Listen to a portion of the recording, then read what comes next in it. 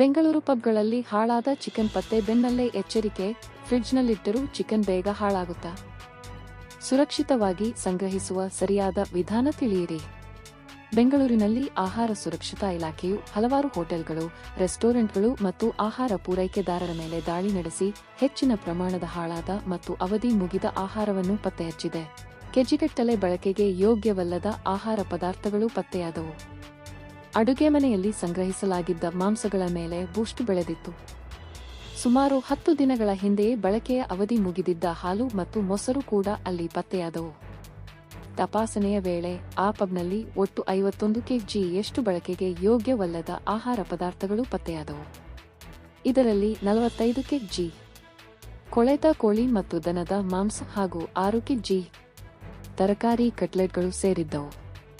ನಿಯಮಗಳ ಪ್ರಕಾರ ಅಧಿಕಾರಿಗಳು ಈ ಎಲ್ಲ ಆಹಾರ ಪದಾರ್ಥಗಳನ್ನು ನಾಶಪಡಿಸಿದರು. ಅಲ್ಲದೆ ಬಳಕೆಯಾದ 15 ಲೀಟರ್ ಅಡುಗೆ ಎಣ್ಣೆಯನ್ನು ಸಹ ವಿಲೇವಾರಿ ಮಾಡಲಾಯಿತು.